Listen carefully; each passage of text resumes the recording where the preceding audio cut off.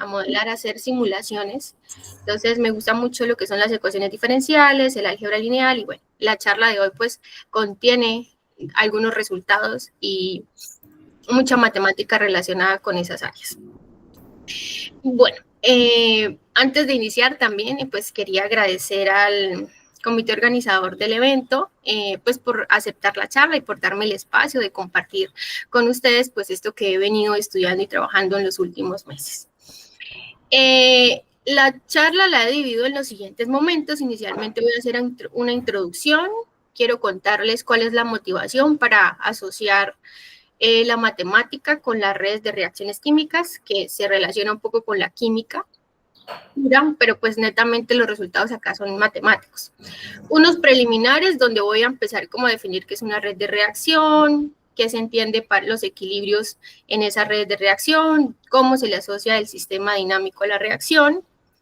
Me interesa estudiar los equilibrios de esos sistemas, cuándo tiene uno, cuándo tiene más, y esos equilibrios si dependen de condiciones iniciales o no. ¿Cuáles son como las preguntas o los problemas abiertos acerca de las redes de reacciones químicas? Y por último, me gustaría compartir algunos de los resultados que se han encontrado o que se han hecho últimamente acerca de los problemas que hemos estudiado. Bueno, inicialmente, como ustedes observan ahí en el gráfico, nosotros tenemos acá, este es un benceno, y acá esta reacción se llama la sulfonación del benceno. Podemos observar del GIF cómo algunas moléculas a nivel molecular se acercan, se unen, otras se reemplazan y se están formando algunos enlaces, ¿sí? Por ejemplo, esta se acerca, se une y se desplaza y hace un cambio químico o una transformación acá en mi benceno, ¿sí? Entonces resulta que estas representaciones geométricas y gráficas de una molécula yo las puedo modelar con un grafo, ¿sí? En matemáticas la estructura va a ser el grafo, ¿listo? Y entonces el profesor Martin Feinberg, él en su libro Fundamentos de la teoría de reacciones químicas, él dice que es muy importante que nosotros consideremos algunas áreas puras como física, matemática y química que se unan para poder, digamos, resolver algunos problemas abiertos que hay en algunas de las áreas. Y pues no es un secreto que la matemática es muy aplicada a la física, es como la que más aplicaciones tiene, pero pues últimamente se ha relacionado con todas las ciencias puras, incluso con otro tipo de ciencias, ¿listo? Entonces, la matemática a mí, ¿para qué me sirve? ¿En qué me ayuda? Resulta que en ocasiones, no siempre, los experimentos a nivel experimental es costoso poder determinar un tipo de reacción, y la matemática me ayuda a predecir, me va a ayudar a predecir algunas reacciones, no sirve para todas, solamente para algunas que ocupan ciertas características, cuáles son algunos parámetros o me pueden ayudar a decir qué puede suceder con los elementos o compuestos transcurrido cierto tiempo, ¿de acuerdo? Entonces, voy a empezar con los conceptos. Acá pues tenemos una molécula, la molécula pues tiene ahí sus carbonos, tiene el hidrógeno, el oxígeno, y lo que voy a mencionar ahora es que esos elementos dejan de tener como un nombre propio para nosotros acá llamarlos especies. Esto que está acá, pues obviamente lo ilustré con una molécula, pero se cumple para cualquier elemento. Es decir, las especies pueden ser incluso objetos, personas, enzimas, ¿sí? No solamente los elementos que conocemos en la tabla periódica. Entonces, esto que está acá es una reacción química, ¿listo? El A más B se conoce, el A más B y el C son especies, ¿listo? Y yo estoy diciendo que A está reaccionando con B para formar una especie C. Eso de formar me lo indica la flecha, ¿sí? Entonces, esto que está antes de la flecha, el A más B, se conoce como un reactante y lo que está posterior a la flecha se conoce como un producto. Estas flechas representan las reacciones que en la ilustración se pueden interpretar como esos enlaces que se iban o que se formaban o que se iban, ¿listo? Por convención vamos a anotar las cantidades, ¿sí? Estas son las especies, pero esas especies van a tener unas cantidades, van a ser números de unidades y son concentraciones.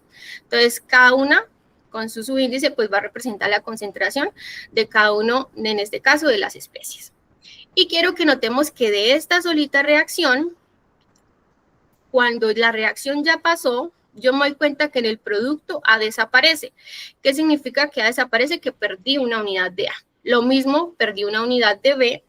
Y si notamos, C no aparece en el reactante, pero sí está en el producto. Entonces, al estar en el producto, yo gané una unidad de C. ¿Listo?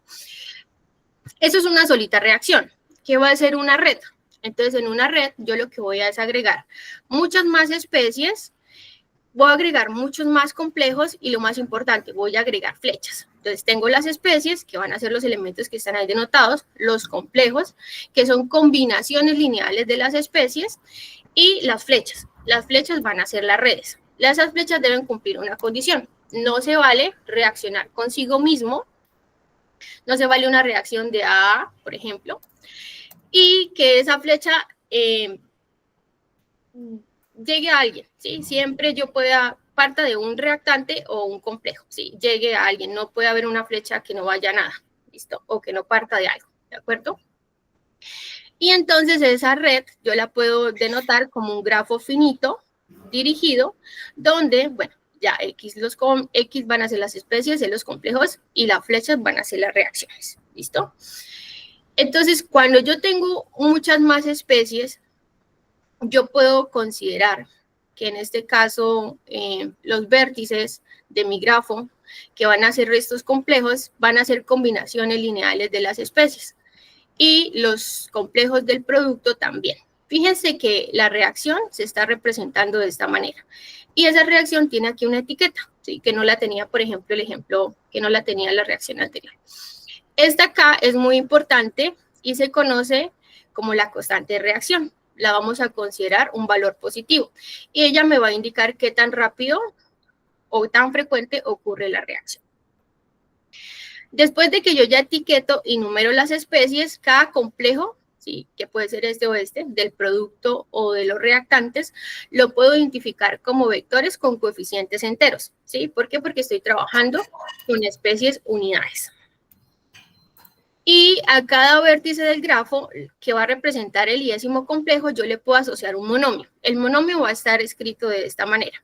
Fijémonos que tengo la variable x y acá tengo un exponente. Ese exponente, si se dan cuenta, pues bueno, va a corresponder al escalar que va a estar acá en el reactante. Y bueno, va a ser el producto de las concentraciones de las especies, ¿sí?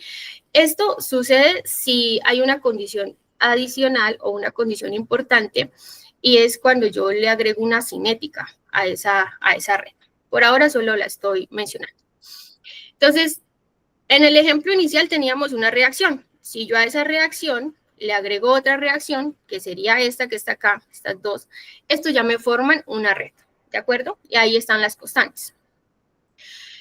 ¿Cuáles son los monomios asociados? Los monomios siempre se le asocian a los reactantes, entonces sería el producto de sus concentraciones.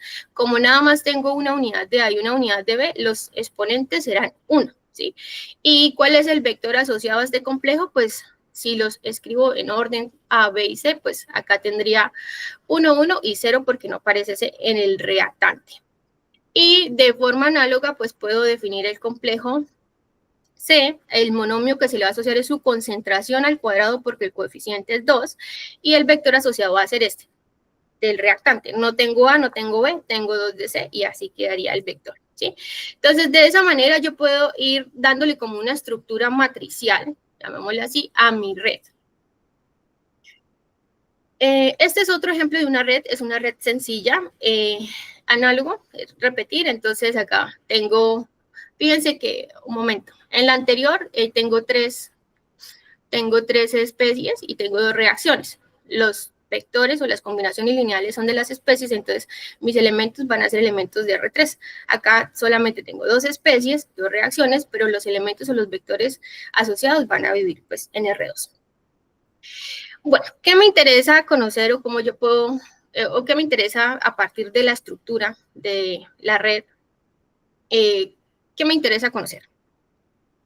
Entonces, primero, necesito conocer cómo van a quedar, cuáles son los equilibrios. Sí, quiero ir a los equilibrios.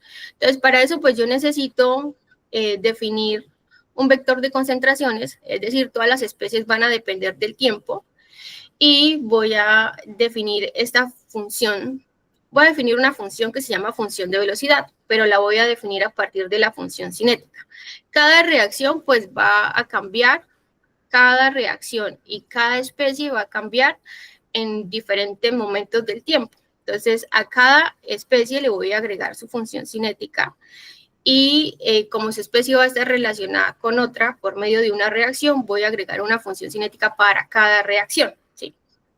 Y cuando yo tengo toda esa cantidad de funciones cinéticas, que esas funciones cinéticas pues van a representar la tasa de ocurrencia instantánea en la reacción específica de las concentraciones de las especies que van a estar dadas por este vector, yo puedo tomar la combinación lineal de todas esas funciones cinéticas y construir esta función f. Esta función f se llama función de velocidad de formación de especies. ¿Listo? Si yo elijo unas funciones cinéticas particulares, entonces yo estoy armando un sistema de reacciones químicas. Una cosa es una red y otra cosa es tener un sistema. El sistema es ya tener la red, pero agregándole un conjunto de funciones cinéticas. Las funciones cinéticas, vuelvo y repito, se le asignan es a cada red. ¿Listo?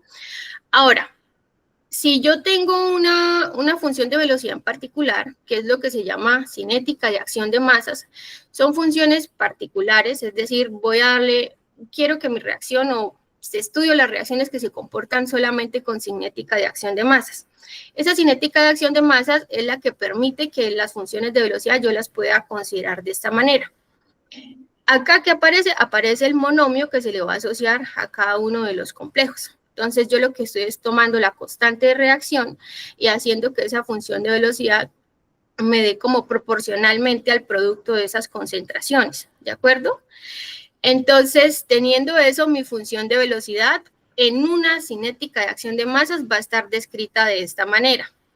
Y ya les explico qué significa esto. Entonces, tengo la función cinética, tengo mi vector de monomios que está acá, y voy a tener una diferencia, en este caso, de la producción neta de la especie post ocurra la reacción.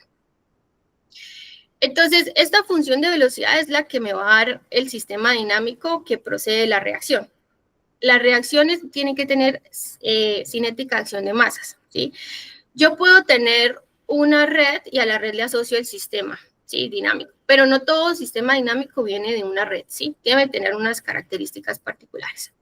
Entonces, tomo esto como pues un vector de las funciones cinéticas y esta matriz que llamo acá gamma es la matriz de estequiometría. ¿Cómo se construye esa matriz de estequiometría? Entonces, van a ser la diferencia de los coeficientes de los reactantes y el producto, ¿sí?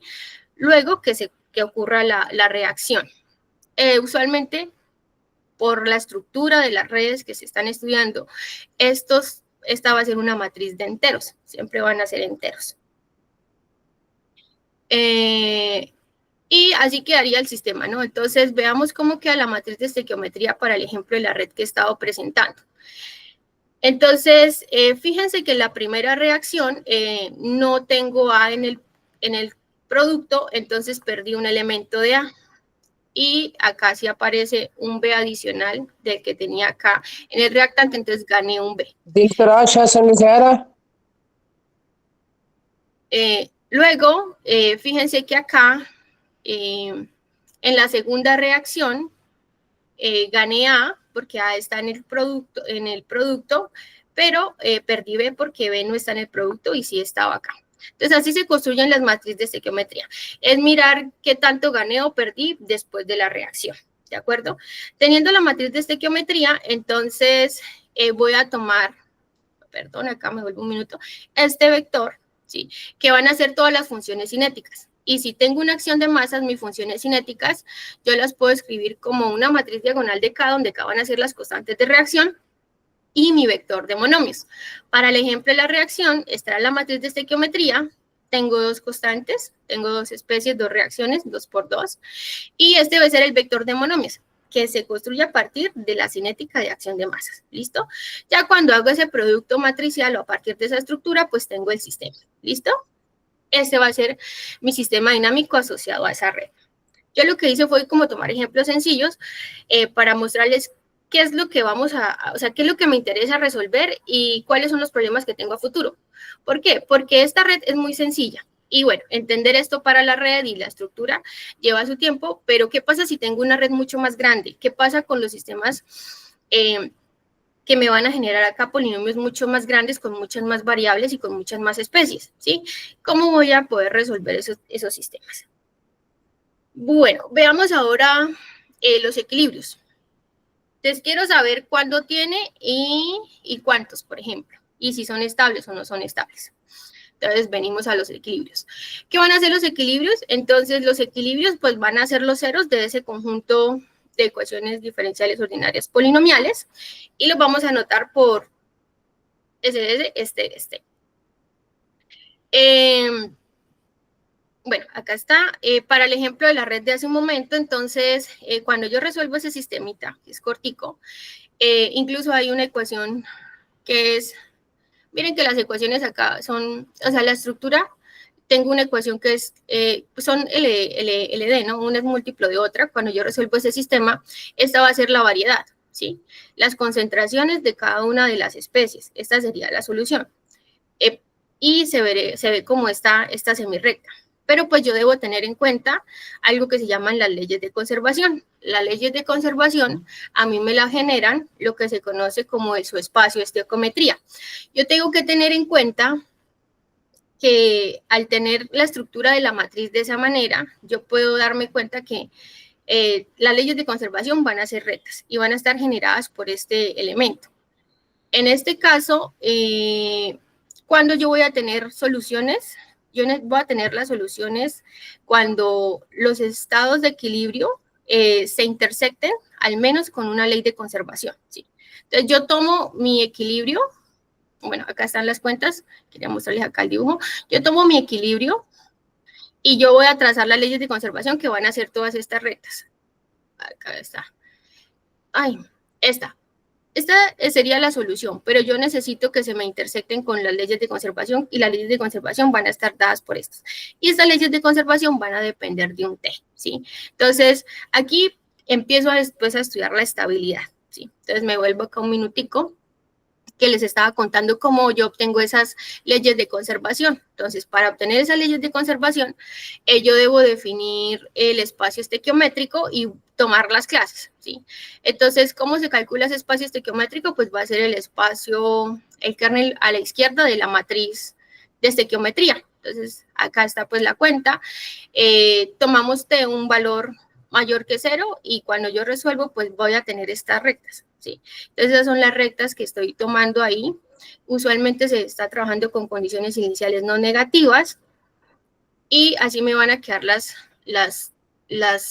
clases de estequiometría. Van a ser todas esas rectas dependiendo, entonces ahí van a estar constantes. Fíjense que estos puntos rojos es cuando, por ejemplo, mi semirrecta, pues pasa, digamos, por ahí de forma vertical. Aquí podría empezar acá o aquí estoy marcando el punto verde donde se puede intersectar tomando condiciones para K1 y para K2, ¿sí? Y en este caso, aquí yo tendría los puntos de equilibrio, ¿sí? En este caso siempre voy a tener el trivial y voy a tener otro, si es que se puede lograr esa intersección. Entonces, para el ejemplo de la red que estaba mencionando, pues ella va a tener el equilibrio trivial y va a tener este. Obviamente, siempre que T cumpla esta condición. Ahora, ¿cómo se va a estudiar la estabilidad de estos puntos de equilibrio? Entonces, bueno, acá me refiero al equilibrio, pues al comportamiento de las trayectorias del sistema cuando la solución inicial está cerca al punto. Y me interesa conocer si los equilibrios son estables o son asintóticamente estables. Pues acá está la definición, es la definición que usualmente utilizamos para buscar cualquier equilibrio en un sistema de ecuaciones diferenciales. Y utilizamos esta definición, este teoremita, que es utilizar los valores propios del jacobiano del sistema asociado. Entonces, bueno, acá están las cuentas de cómo yo tomo las derivadas parciales. Este sería el jacobiano del sistema que mostré hace un momento. Y quiero conocer cómo es el comportamiento, en este caso, de los equilibrios. Entonces, tengo que sustituir cada uno de los equilibrios en el jacobiano. Ahí encuentro algunas condiciones. En este caso, observo lo siguiente. Acá está el resumen. Tomo los alfa para menores que 0, mayores que 0, y las condiciones entre cómo comparar este cociente K1 y K2 con T, y dependiendo de eso, pues analizo, ¿no? Entonces, dependiendo del valor, dependiendo del signo de la parte real de los valores o vectores propios, pues yo puedo identificar si es linealmente estable o es inestable. Entonces, para el ejemplo de la red, bueno, acá ya está como el resumen. Esta parte es la parte del resumen de las cuentas de realizar el jacobiano y los valores propios de los equilibrios que teníamos. Y pues me gusta acá ver geométricamente qué pasa. Si yo tomo este equilibrio, que era el trivial, que es el que cada uno de los puntos, entonces en el momento donde no hay intersección, este sería un equilibrio, pero existe y sería estable. Pero ¿qué pasa? El que me interesa es el que se intersecte acá con esta variedad. Entonces en ese caso tendría dos puntos de equilibrio, pero este se vuelve inestable y este pasa a ser estable. ¿Listo? Entonces, ¿cómo se ve eso? ¿O cómo veo yo mi sistema? Entonces, fíjense el campo vectorial que yo tengo alrededor de la solución del equilibrio para la red 2. Entonces, el punto que estaba acá era el inestable, el punto que está acá es el estable, y fíjense cómo se comporta el campo vectorial cerca de la semirrecta que corresponde acá donde se intersecta la clase de estequiometría con mi semirrecta que corresponde a la variable positiva. ¿Listo? Entonces, esa es una forma de encontrar los equilibrios y de poder hacer el análisis si son estables o no son estables. Fijémonos que a partir de los equilibrios, las concentraciones, ¿sí?, de las especies va a cambiar un poco. Entonces, si yo me doy cuenta en esta gráfica, yo tengo acá para un valor, acá está el valor del cociente K1 y K2, estoy asumiendo que es 1, y acá estoy asumiendo que es 1.5. Fíjense que sin embargo, la concentración de la especie A, ella no depende de la condición inicial, ¿sí? Porque ella, independientemente de eso, ella siempre va a acercarse a el valor del cociente. En cambio, B sí depende de la condición inicial, como se nota acá en este caso. ¿Qué significa que depende de la condición inicial? Significa que para diferentes condiciones iniciales, la concentración de B, acá lo estoy variando, él va a ir cambiando. En cambio, el equilibrio A va a mantenerse o siempre va a ir, en este caso, al valor de la constante, del valor del cociente constante K1, K2. ¿Esto cómo se llama? Esto se llama robustez, ¿sí? Robustez se refiere a si el equilibrio depende o no de la concentración inicial. Entonces, a veces me interesa también conocer si el sistema es robusto o no. ¿Listo? Entonces, bueno, lo que acabé de mostrar fueron más o menos como 3 problemas resueltos con una red fácil. El primer problema fue identificar si había un equilibrio o si hay más de uno posible alcanzable. Eso se conoce como estudiar propiedad de multiestacionalidad. El segundo es estudiar la estabilidad de los equilibrios, si son estables o asintóticamente estables. Y la otra es si dependemos de una solución inicial escogida, que es la propiedad de robustez. Todas estas preguntas son difíciles de responder, y más cuando tengo muchas especies y cuando tengo muchas ecuaciones. De la pregunta que quiero mostrarles algunos resultados es a partir de la multiestacionalidad. Obviamente, el algoritmo que yo usé ahorita para resolver la red ha sido a partir de resolución del sistema. Pero la idea es observar que la matriz de estequiometría o la estructura del sistema dinámico me dan información muy importante de la red, que me permite incluso poder afirmar si es multiestacionaria o no, sin necesidad de determinar o calcular como tal los estados de equilibrio, por ejemplo. Entonces, tenemos unas redes un poco más complejas, como esta que describe un modelo de fosforilación y desfosforilación, donde tenemos más especies y más reacciones. En total son 6 especies y son 6 reacciones. O esta que es un modelo resumido de cómo se hace la traducción de señales en las células de los linfocitos T cuando hay un cuerpo extraño. Es un modelo muy reducido donde en alguno hay partícipe del cuerpo extraño, están los linfocitos y hay algunas enzimas. ¿Listo? Entonces, la idea es poder resolver esas 3 preguntas: multiestacionalidad, equilibrios y robustez de reacciones un poco más complejas. ¿Qué se ha hecho en la parte de multiestacionalidad? Resulta que la multiestacionalidad está relacionada con la inyectividad o no de la red. Entonces, bueno, acá presento la definición de inyectividad de la red. Acá yo pues estoy diciendo que una red de reacción va a ser inyectiva si para todos los elementos que viven en RS positivo, la diferencia vive en S. S es el espacio de estequiometría y pues X distinto de Y, entonces F va a ser distinto de FY. Donde F y X, donde F se refiere a la función de velocidad, ¿sí? La que era combinación lineal de las funciones cinéticas. Y pues de la definición yo puedo decir que si un sistema, acá me estoy refiriendo al sistema, ¿no? La función de velocidad es inyectiva, con la imagen, con el espacio de estequiometría, la imagen de la matriz de estequiometría, implica que no puede haber multiestacionalidad, ¿listo? Es decir, que significa que solamente tengo un estado de equilibrio. Entonces, yo lo que puedo hacer es tomar la matriz de estequiometría, esta gamma, y definir el siguiente conjunto, donde voy a considerar todos los vectores de especies, tales que les asigno pues las funciones de velocidad en términos de K, y definir esta parametrización de las funciones de velocidad que están acá.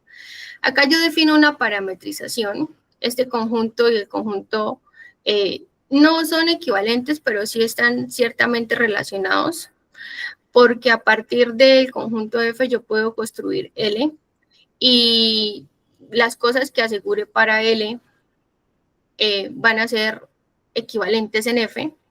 Entonces, la idea es construir esta matriz que se llama M sub lambda, que va a ser una matriz que voy a tomar en el conjunto L, que va a estar definida de esta manera. Esta matriz M, que va a depender de los parámetros de K y lambda, va a tener en cierta parte la matriz, las matrices que van a estar, o el sistema que va a estar acá en F.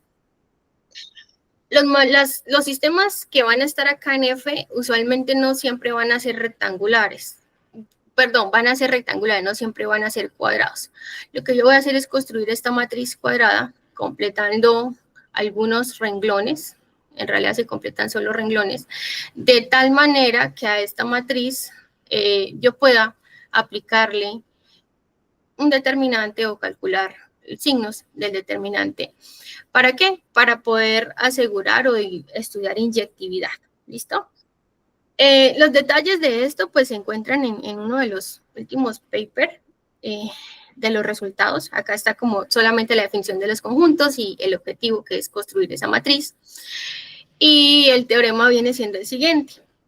Si yo pruebo inyectividad acá, recuerden, no voy a tener multiestacionalidad. Entonces, estas son equivalencias.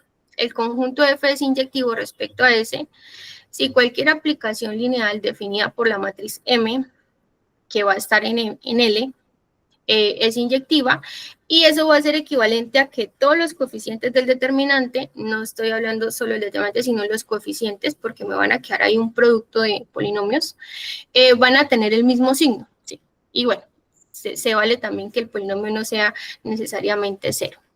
Entonces, si todos los elementos, todos los términos del determinante tienen el mismo signo, yo puedo asegurar que F, el conjunto, va a ser inyectivo, y por lo tanto, Si es inyectivo, entonces puedo decir que no hay multiestacionalidad, y si no hay multiestacionalidad significa que solamente hay un equilibrio. Entonces, para el ejemplo de esta reacción, acá, para el ejemplo de esta reacción, se construyó la matriz M, esta que depende de los parámetros K y lambda, está por acá, así queda la matriz. Se calcula su determinante y solo me fijo en los signos de los coeficientes del determinante.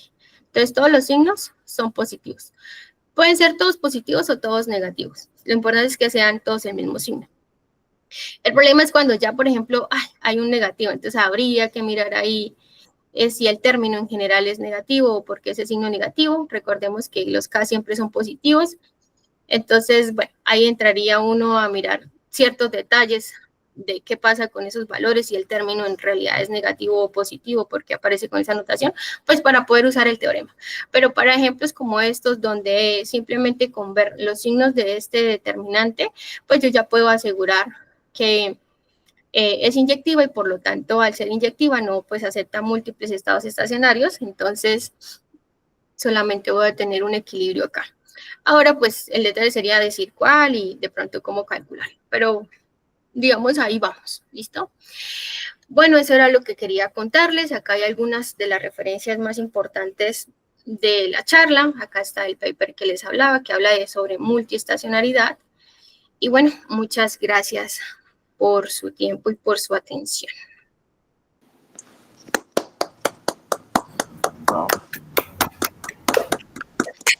Muchas gracias. ¿Preguntas? ¿Será que puede volver a compartir el paper, profesora, por favor? O sea, la presentación, ¿quieres que me vaya acá? Sí, es que pasó muy rápido. Gracias. Y pues quisiera tener, porque es un trabajo muy interesante. Muchas felicidades. Gracias. Sí, es muy difícil también. Me ha costado mucho estudiar. Sí, se ve. Hay muchos parámetros, pormenores, posibilidades.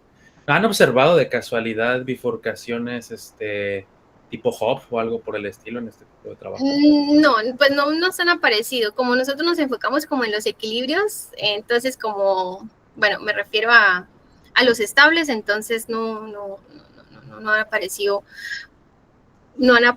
por ahora, pero de ese tipo no. Ok, está bien. Muchas gracias. Bueno, sí, por acá en el chat. ¿Qué otra pregunta? Por el chat. Sí, hay preguntas. Eso es súper.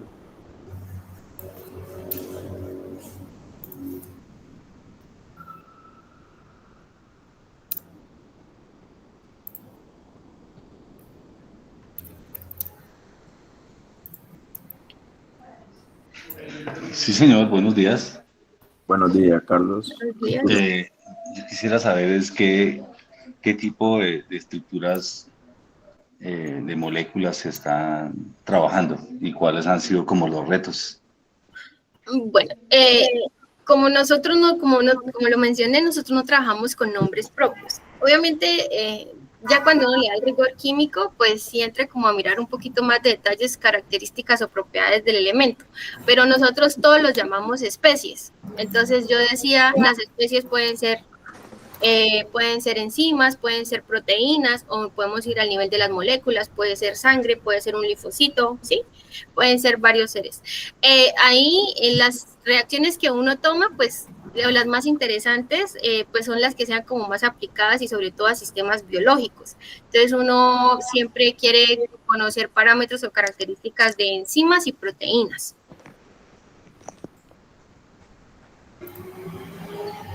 Gracias. Pero se trabajan en genérico, sí, me refiero en genérico, no es como con el nombre o la estructura precisa. Ya cuando uno de pronto sí necesita, o sea, uno lo que hace es hacer una aproximada o una simulación en parámetros. Entonces, por ejemplo, la reacción sí tiene un equilibrio, ¿sí?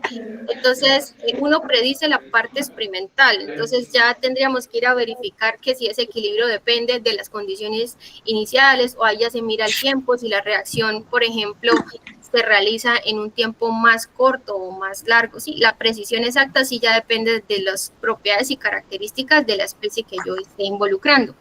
Pero el sistema como tal, es que uno como toma la matriz, solamente de la matriz y del sistema uno alcanza a revisar eso, perdiendo un poquito el interés en las características o propiedades químicas de los elementos que están involucrados.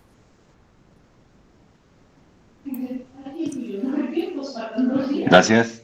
¿Qué otra pregunta? Por ahí. Yo creo que una pregunta. En ese contexto de reacciones químicas, sabemos que un modelo es ordinario, ¿cierto? O sea, ecuaciones Sí, diferenciales siempre ordinario. ¿Hay modelos con ecuaciones diferenciales parcial en ese contexto de reacciones químicas? Bueno, ahí me deja fría. Pues lo que pasa es que como los sistemas son tan difíciles, yo solamente he utilizado los ordinarios. Desconozco si existirán los parciales, Parciales. pero seguramente, pues yo creería que no por la estructura de la red. Por eso no puede haber otra red más compleja donde sí se puede decir, no, esto se debe de modalidades parcialmente, no ordinariamente. No has visto algo así parecido. No, por ahora no, pero sería interesante mirar, pero por ahora no. Incluso hay algunas redes incluso más sencillas que se llaman como en cascada. Bueno, no son redes, son reacciones en cascada, pero bueno, esas siempre también se modelan ordinarias, pero ellas, digamos, se comportan de una forma especial donde hay unos resultados también más interesantes de revisar. Y hay unas cosas de grafos ahí que uno puede revisar. He estado leyendo acerca de eso. Yo por ahora he estado como concentrada en la multiestacionalidad. O sea, te concentras más bien en la estabilidad de los puntos de equilibrio, algo así, ¿cierto? Sí, claro. Bueno que yo sí, primero saber si tiene uno o si tiene más, que la multiestacionalidad, y ya después uno mira la estabilidad. Okay. Pero es bueno lo que dijo Roberto Carlos, que estudiar bifurcaciones. O sea, si tienes varios parámetros, identificar cuáles son los parámetros más importantes o importantes del sistema y qué pasa cuando tú los mueves. ¿Sí me hago entender? Sí, claro. Sí, sería muy interesante eso. Bueno, gracias. Muchas gracias, Astrid Liliana. Agradecemos nuevamente. A ustedes, muchas gracias. Bueno, esperemos a la siguiente charla, que es de Anderson Mercado. Está programada para las 11:30. Entonces, esperemos ahí 9 minutos. Permiso. Gracias. Tranquila, muchas gracias. Calque.